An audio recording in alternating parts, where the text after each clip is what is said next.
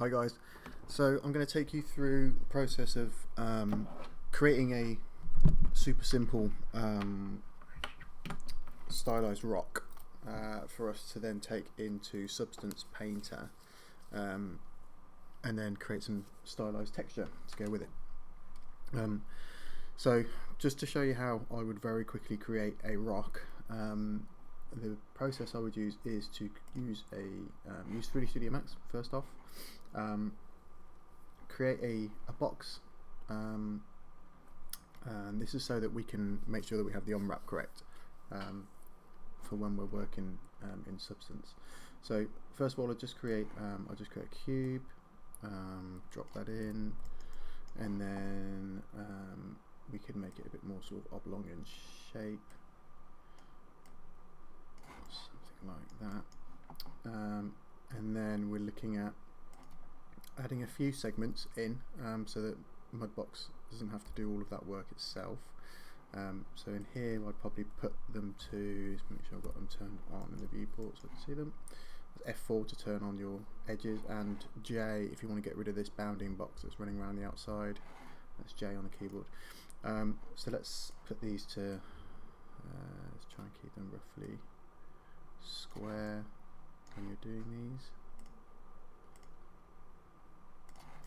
Okay, something like that. Then you can use the modifier list and displace, and in here we can go and choose a map, and we'll go to a bitmap, and then I've just saved, I just Google searched for a displacement map, and you'll probably find this one yourself if you have a look. So if you just Google search displacement map, this one works okay. So apply that, and then the map will be here. It won't show you anything until you change the strength and the decay. So if we push that up, we can see it starts moving the rock, and then I'm also going to tell it to be shrink wrapped so it runs around the whole of the rock, and then you can see the shrink wrap's working based on where this this orange sphere is. So we can make that orange sphere the size of the actual asset, so make it a little bit taller, much wider, and a little bit deeper. There we go. And then you can, however much you want it to shrink wrap, displace, you can change this setting here just to edit that. Okay, so I'm going to push mine up to around sort of here-ish. We can also move the displacement gizmo around, so if you feel like you want it to rotate in a different way, then you can.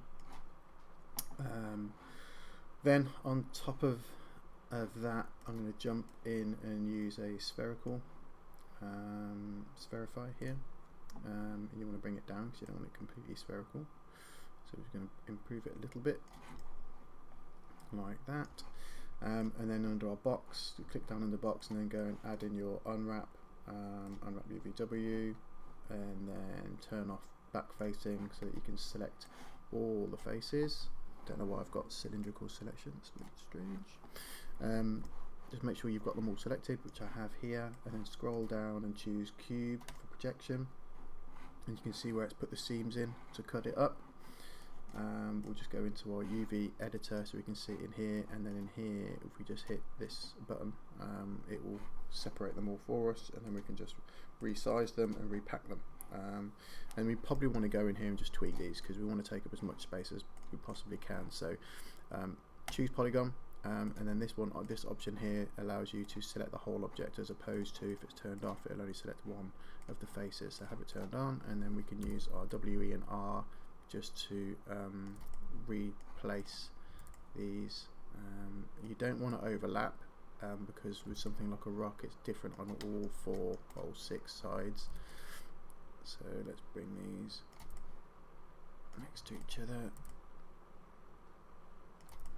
They don't have to be perfect.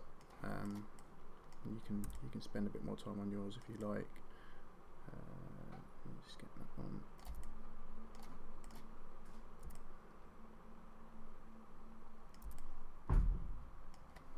Okay, and then I can select all of them and just do a scale on the whole lot. Just get them to fit in this space a little better. Okay, that'll do. I'm obviously showing you this quite quick. I know you guys don't have time. So that's what I needed to do with that. And then we can come back up to our verify. So this is what we're going to take into ZBrush or Mudbox even. I am working on another tutorial for us to use for painted sculpting rock textures in ZBrush as well. I'm just getting my head around it.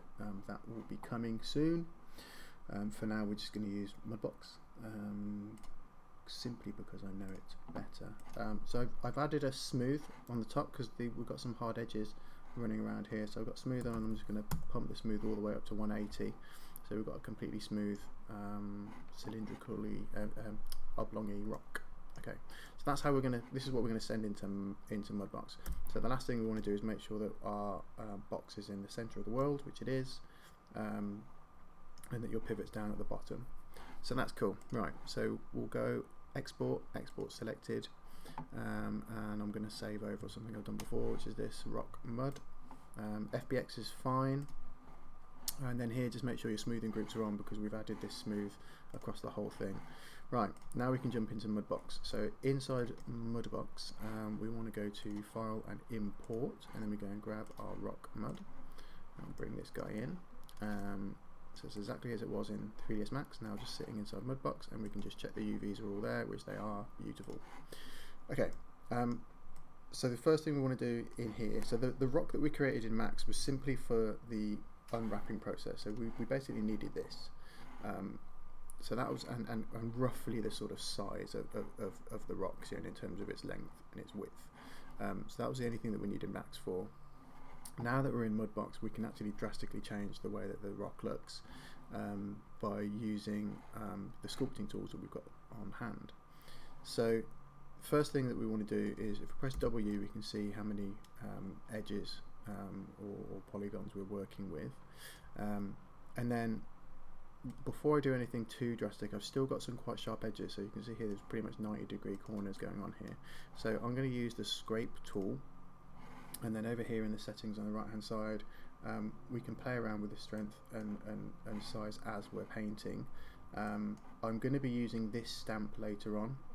This stamp is available in the stamp section, and it's right here. But for now we're not using it just yet. And then further down, I'm making sure that my orient to surface is ticked on, and then direction is on average normals at the moment. Okay, so then I can go in and just kind of using the scrape tool, and then obviously my strength needs to be quite high. I can then start softening off some of these edges that we've got here. Probably going to need to add a subdivision level in a second. I'm just going to try and get rid of some of the real harsh bits first. Okay, so anywhere where you can see like rocks don't tend to have perfectly uniformed sides to them, so just kind of smoothing those guys out.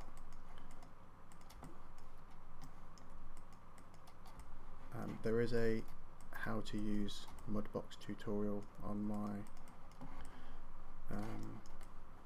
YouTube channel, so if you don't know the simple things like rotation tools and all that sort of stuff, then please watch that first.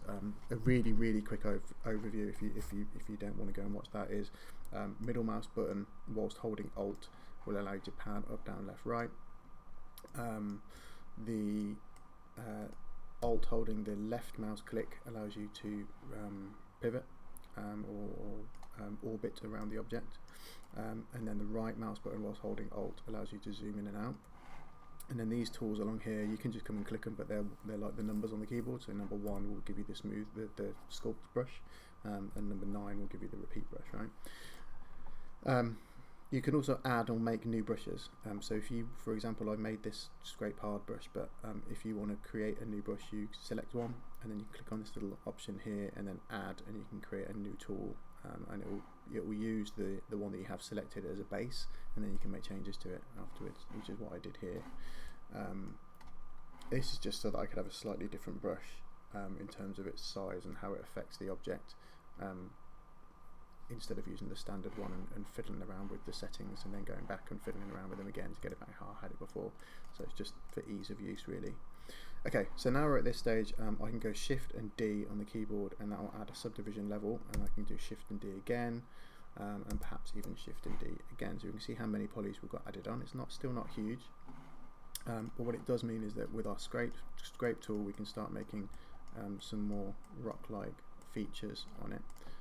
So this scrape tool has got Orient to Surface turned on, which means that it kind of creates these nice sort of faceted looks. If I press W to turn off the wireframe, you can see a little clearer how it's doing that. Before I use that though, I'm going to use the other brush that I've created. So I created this scrape hard by selecting this one, coming over here, choosing add and then tool, and it created a separate one. I named it scrape hard, so my hard brush. And then in this one, I've got the direction set to camera, and then I will have this stamp turned on as well. So this stamp is available for free. It comes with the software, so it's just this one here. And what it does, if I make my brush nice and big, and this is where you're going to see it change the asset quite a lot. I'm going to need to just add another subdivision level, so Shift and D again. So I've gone up to 5 on my subdivision levels, and then now you can see how I can add in some big changes. I'm just going to make sure that my brush is nice and big. I'm going to make some big bold changes to the asset. So I'm just selecting and dragging with my mouse, and it's kind of pulling these details in. I'm going to zoom out a little bit.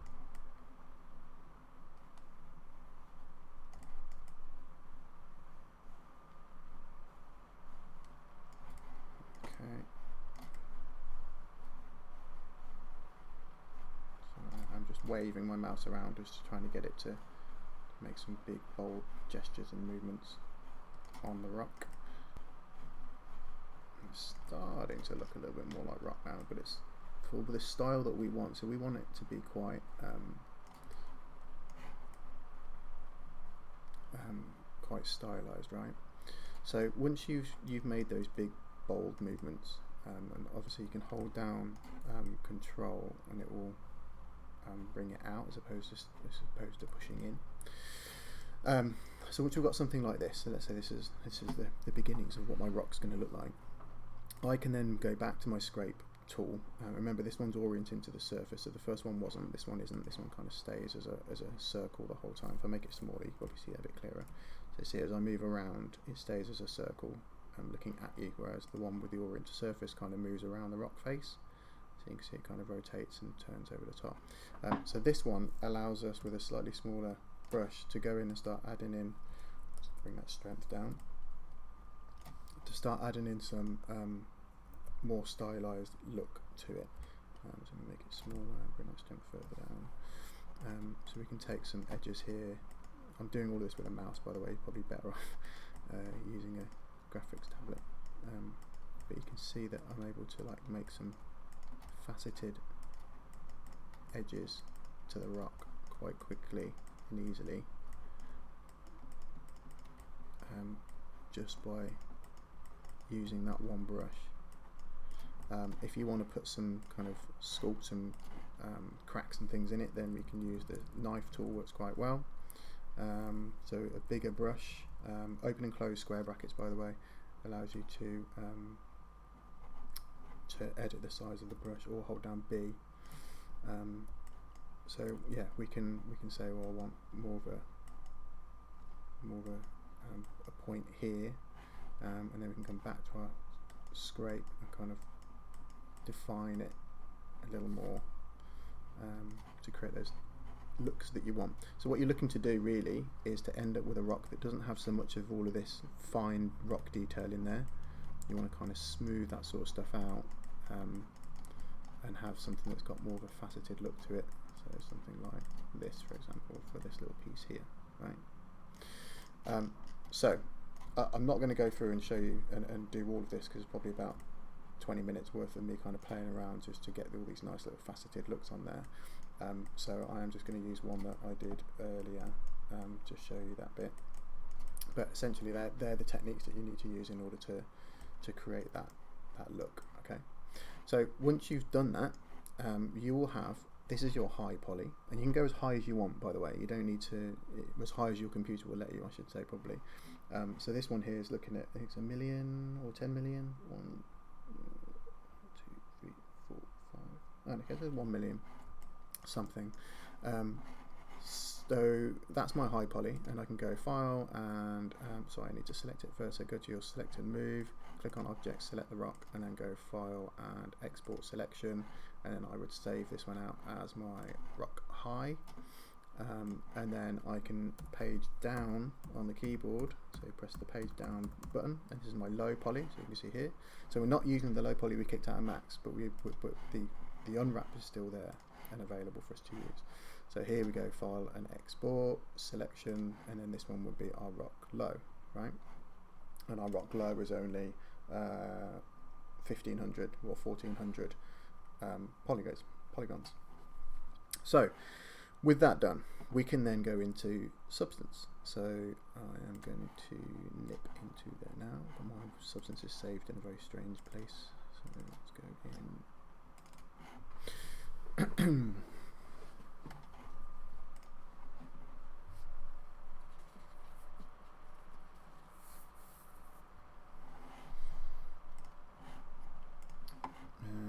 To update my graphics drivers. Right, no, I don't want the new version just yet. So in Substance, we're going to go to File and New. I have mine set to Unity 5, and then when you click on the Select tool here, you want to come down and click on the rock, or the low rock, just there. 2048 is fine for now. We can go up to 4K if you want, but remember, we're going to be creating stylized rock texture, so you're probably not going to use super high detailed textures. Okay, so with the rock low selected, we click OK. It will bring it into Substance for us, and we can have a little look around it. So this is the rock that I made earlier. And then I can come over to my texture set settings, and this is where we look for our high poly rock.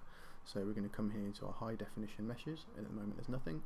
So click on that little option there and choose your rock high, open that. And then in here I'm looking, I want a normal, world space normal. It doesn't have an ID, so we don't need to do that one. Ambient occlusion, curvature, position and thickness, we can keep all of those on, and then just hit bake. And it will go through the process of adding in those details into our rock. And we'll see what this looks like.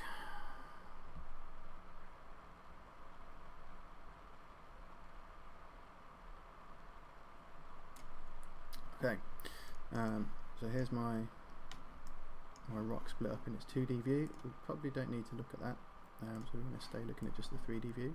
So here it is, and then I'm just going to spin the light around so I can see it from this side. Okay, so we've got a little sort of faceted areas here. I didn't spend too long on this. There is still some finer details in there that probably shouldn't be there, but we'll go with it for now. I think I added, doesn't matter. Anyway, we'll carry on with this one. So here's the process for creating some stylized texture for this rock. Firstly, we want to add a new group. A new folder, so click on the little folder option, double click where it says folder 1 and call it something. Stylized rock, that's what I'm going to call mine. Then we're going to create a new fill layer, and we want to make sure that the fill layer is inside the stylized rock. This layer we don't need at all, so we can get rid of it. So with this new fill layer, we aren't going to be playing around with height or normal. We want to make sure that our roughness is relatively high, so I'm going to push it up to around 80 something, and the rock isn't metal, so we're going to keep that on way down in the black. Then we're going to go and just set the colour for that, so just sort of the original or the starting block colour for your rock. So if we go for like a greyish colour, I guess.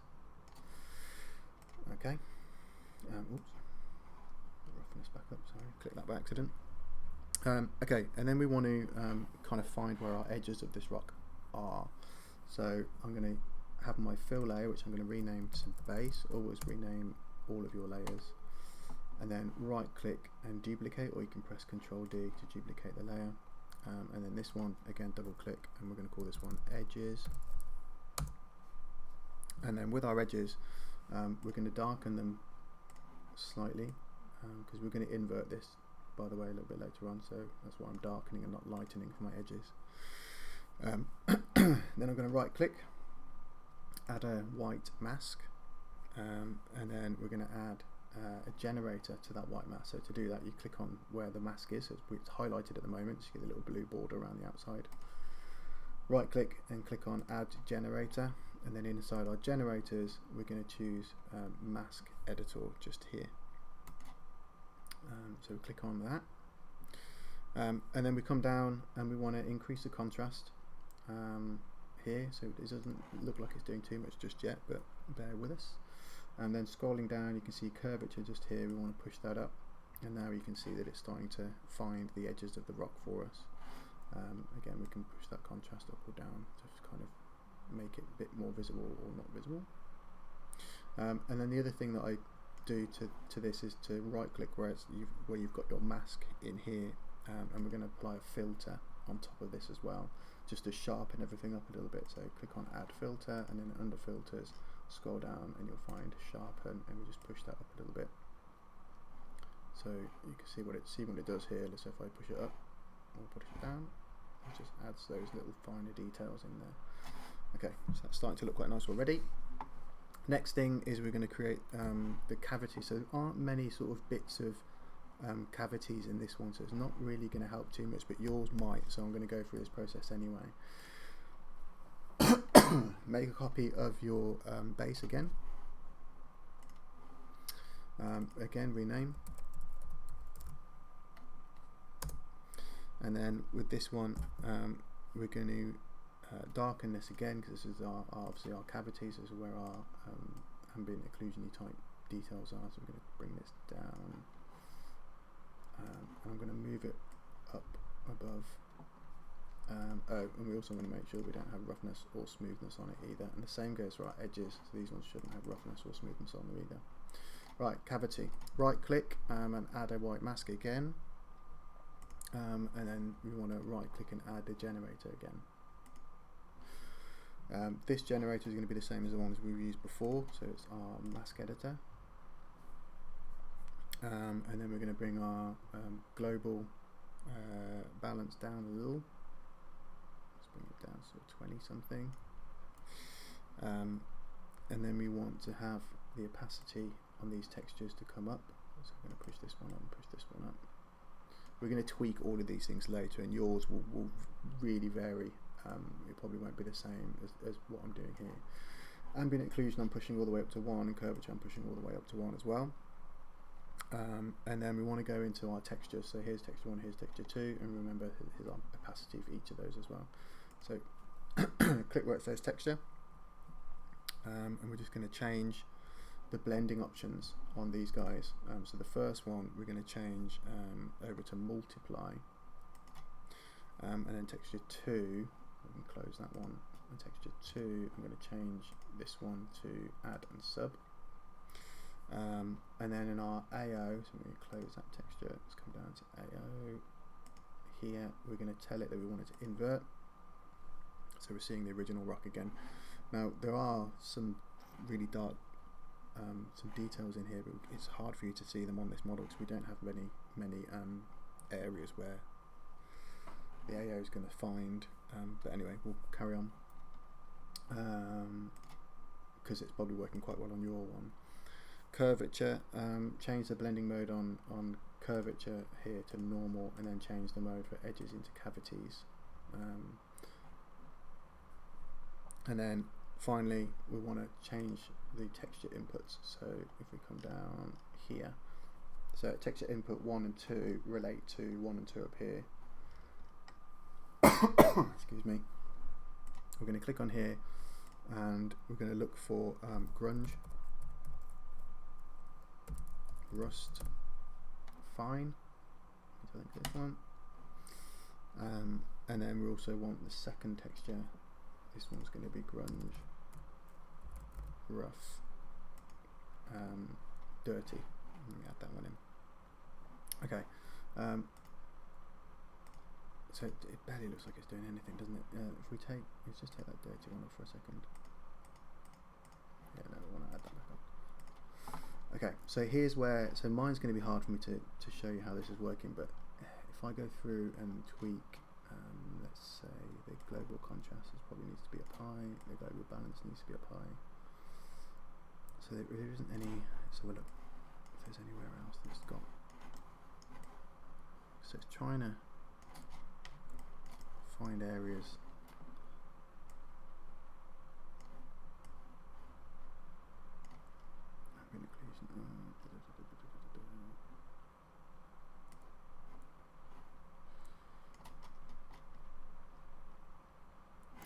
Yours is going to be probably, hopefully yours is working much nicer.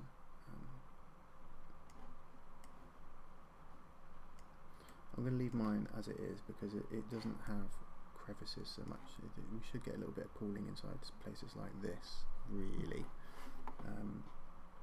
Let's just check if I can tweak the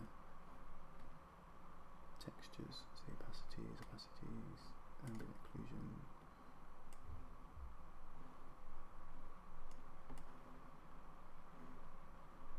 It's not giving me anything, is it?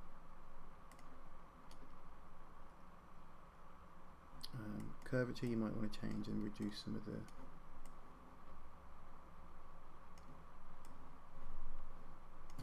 these here are the where it's picking out bigger areas of normal or not normal cavities. That's correct. So mine's not really showing an awful lot. I'm going to leave those on.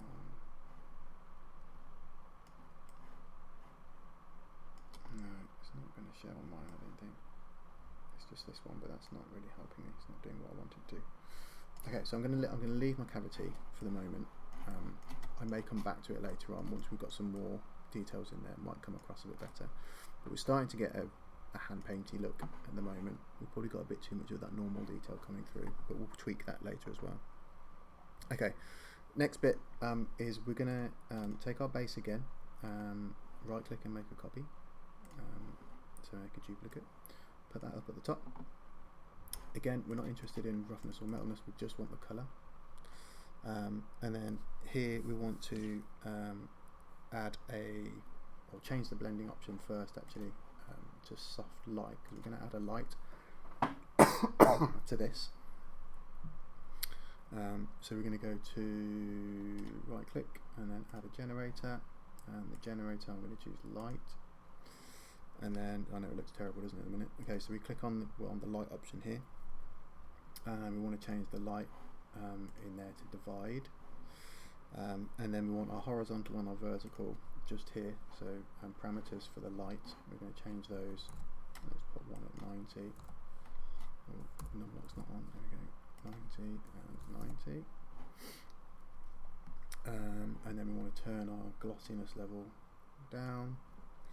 And our light down, and then we're also going to add a levels onto this, so add levels.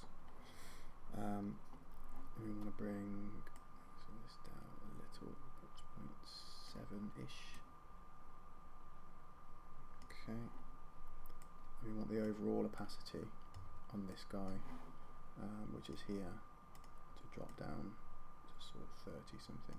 Okay, so it doesn't look great at the beginning, but what we're going to do is make a copy and do the same thing.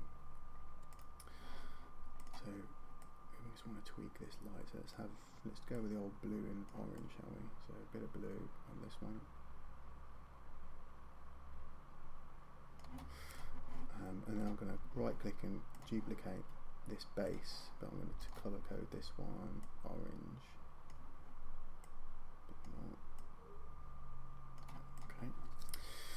And then inside this one, we go to our light again, and we want to change the overlay colour from divide. So from soft light to overlay,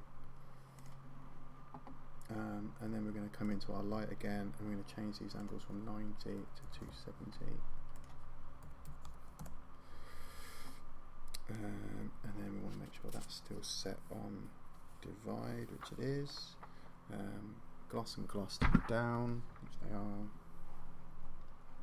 And then the overall on this one, let me drop this down to a little further.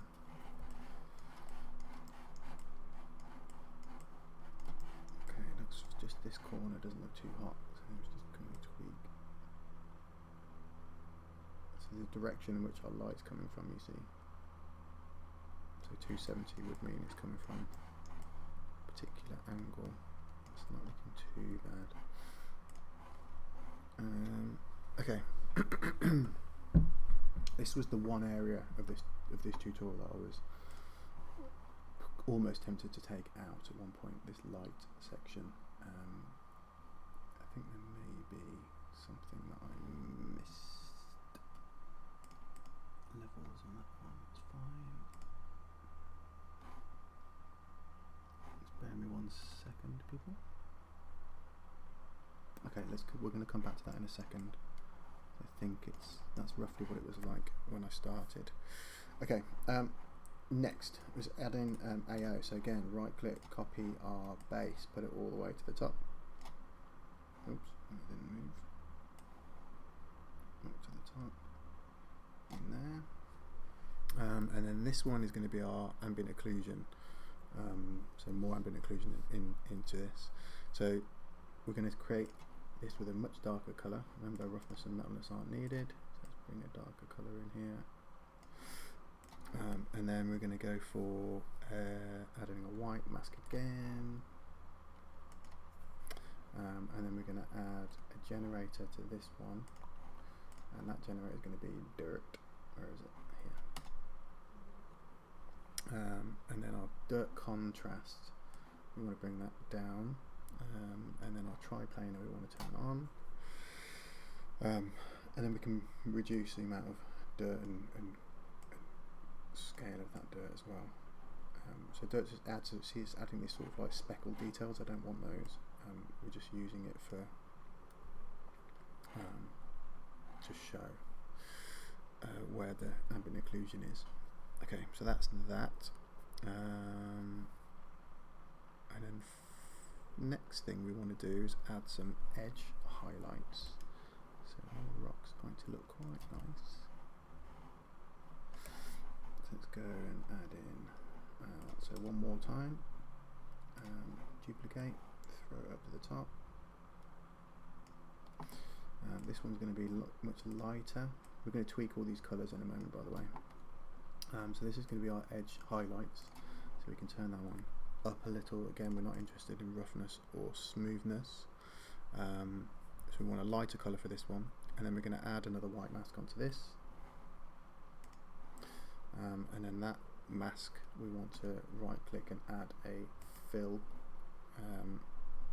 layer in here, and then in this grayscale we're looking for the curvature map that we baked at the beginning. So you know, when we went into here and we clicked on bake mesh maps and we had a curvature, so that should have baked a curve map for you, and it will be called curvature somewhere here. So there's our curvature map. And then that's kind of, it's looking and finding where the edges of the rock are. So this gives it quite a nice painterly look actually. All that sort of light information that we did earlier kind of starts to come to light. Joke. Right, the last thing I want to do on this curvature is I want to add some levels, because I want to kind of increase how much this is kind of being shown. So we can right click and choose add levels, and then we can just pinch these up a little like so, and you can see how that's kind of forcing. If I do it all the way, look, you can see what it's doing. So these sections here are all being kind of highlighted, all these edges. So just bring that down a little bit, so it's a bit too much. And then if you want, so if you see, if I bring this one up or down, it's so this one here is kind of hiding or showing the detail as you're working on it. Okay, and then so from there, that's looking quite painterly if you ask me. from there we can add a dirt layer. So if this is all looking a bit too smooth, so for example, if it was more like this,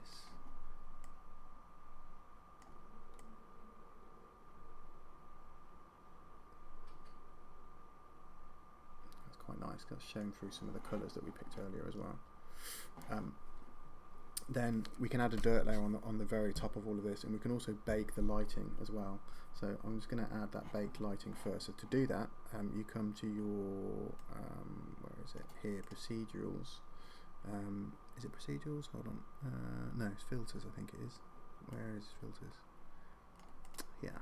Okay. And we've got baked lighting here. So I can click and drag and just drop that just underneath the folder. And then we can go into that baked lighting and make sure that our light number 1 is set to 0 and light number 2 is also set to 0. And then we want to go in and use the sun sky, so we can bring up the intensity of the sun, we can change the colour of the sun as well, and then we can set which direction the sun's hitting from. So if we choose 270 again, and then we can just slightly tweak the colour of this sun, make it a little lighter, let's make it a little bit more intense.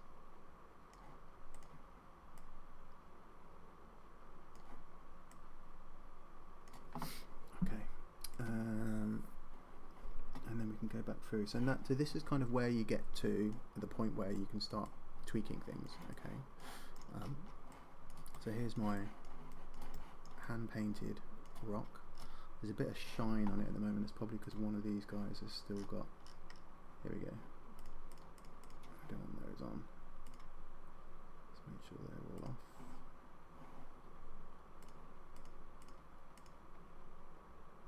Yeah. So I'm just going through and making sure that I haven't got metal and roughness turned on some of these. So the only one that has it on is the very, very bottom one. That's because we set the roughness on that one at the beginning.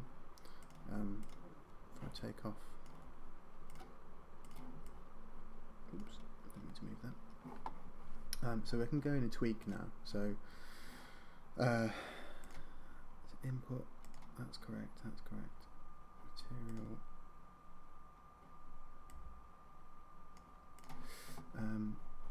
So let's go in. I forgot to be naming things here. So what's this? That was edges, sharp edges, and this one looks like AO, and then this one was our light number 2, and this one, or should I say colour variation.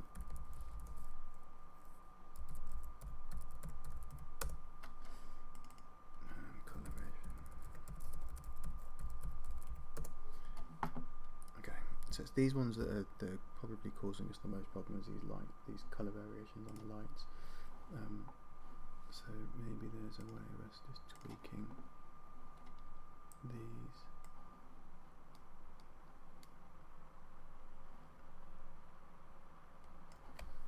Don't want those, definitely don't want those up.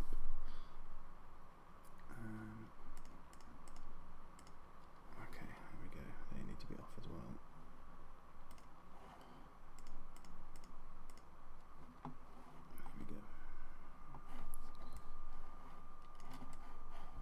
I think my sun's probably too bright again now, so let's go back into bake, and let's bring that intensity down. Here we go.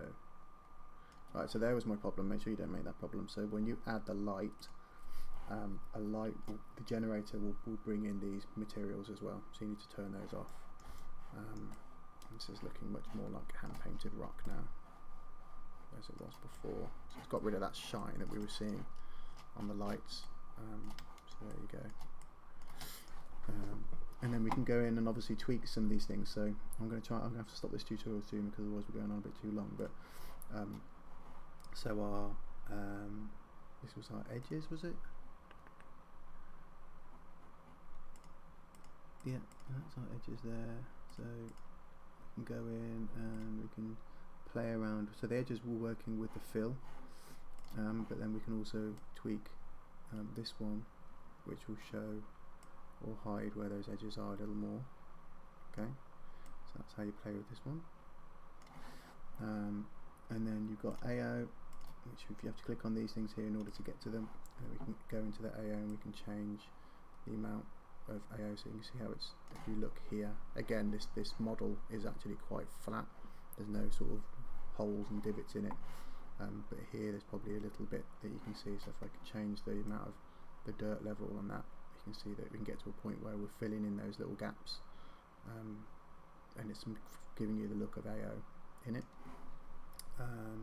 Colour variation we can still tweak, so if you decide it's not the right colour that you want, or you want a rock that's a little more blue or green or red, then you can play around with these hues and bring them in and just kind of affect the rock. If you want it just to be standard grey, then just put these over to grey.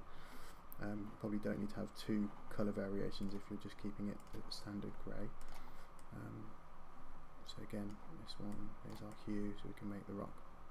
I think one of the colour variations hits it from below, and the other one hits it from above. So that's how you kind of play with these. So you see how it's more affecting more of the top or more of the side, or more of the bottom. So that's how you tweak those. Cavity this is one that isn't really working for mine, but it may work better for yours. And again, it's because I don't have bits that are kind of cut into my asset, but if I did, then that would work a lot better.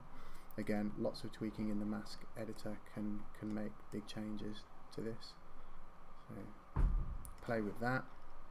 And then obviously edges is our initial edges that we played around with, so this is kind of finding where these parts are, so the amount of the higher this global is, the more it's kind of picking up those edges for us, and changing their colour, so you can see how it's happening just here.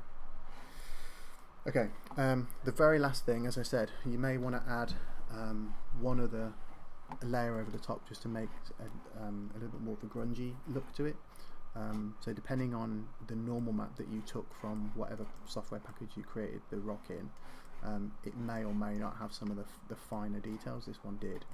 So to add a little bit more to your mesh, we can go in and add a dirt layer. So we're just going to go to our fill.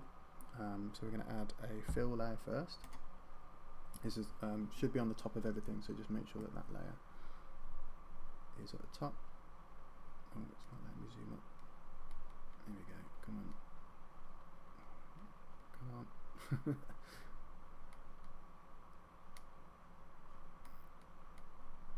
Okay, I'm going to put it here. I'm going to move it up. Hey, okay, right, it's on the top now.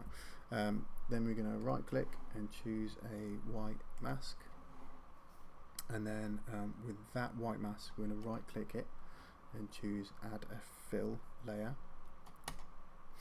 and then in here we're going to add a procedural of grunge. Okay, so we're going to come over to our procedurals and then look for something that looks like grungy.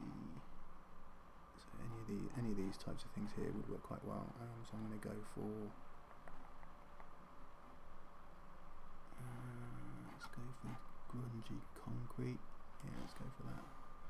And we add that into this grayscale area just here. So you drop that in, and then under our blending option, we want to choose divide on that. I think it's this one we choose a good divide on. And then we just want to bring the contrast level up, and we want to add a level to this as well. I think this might need it to be divided. I'll change it in a second if it is. Yeah, I think it is. Okay, so let's go back, put that back to normal. It's this one I think that changes to divide.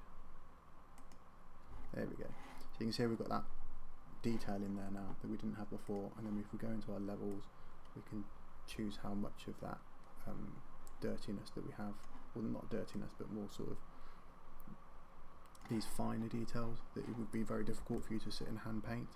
It's the kind of thing that once you finish doing some hand painted work you would then just throw an overlay of sort of texture detail over the top. Cool. So that's how we create a hand painted low poly rock. Thank you.